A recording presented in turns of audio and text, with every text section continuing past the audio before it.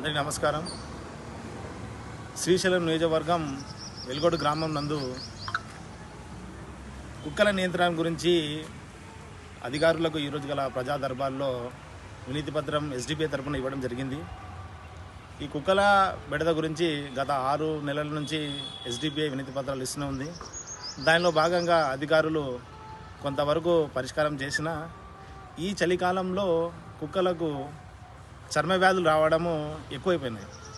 ఎక్కడంటే అక్కడ స్కూళ్ళ దగ్గర, హాస్పిటళ్ళ దగ్గర, జనసంచారం చేసే చోట కుక్కల యొక్క ఈ చర్మవ్యాధి గల కుక్కల యొక్క సంఖ్య అనేది రాను రాను పెరిగిపోతుంది.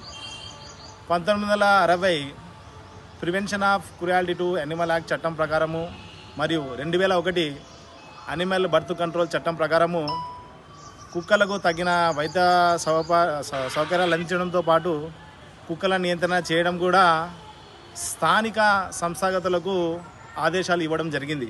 అదేవిధంగా ఆర్టికల్ 21 రాజ్యాంగంలో గల ఆర్టికల్ 21 ప్రకారం ప్రజా రక్షణ అనేది, ప్రజా ఆరోగ్యం అనేది అంతర్భాగమై ఉన్నది. అందువల్ల అధికారులకు ఎస్డిపిఐ శ్రీశైలం అసెంబ్లీ నియోజకవర్గం మేము తెలియజేసిన విన్నపం ఏమిటంటే, ఈ చర్మవ్యాధి గల కుక్కల యొక్క నియంత్రణను మీరు త్వరితరంగా పరిష్కరించవలసిందిగా మేము కోరడమైనది. దానికి తగినట్టుగానే అధికారులు సానుకూలంగా స్పందించడం జరిగింది. ఎస్డిపిఐ శ్రీశైలం అసెంబ్లీ తరపున మేము ఈ సమస్యను ఎంత త్వరితంగా అయితే అంత త్వరితంగా పరిష్కరించి ప్రజారోగ్యాన్ని కాపాడమని కోరుతున్నాము. జై హింద్, జై ఎస్డిపిఐ.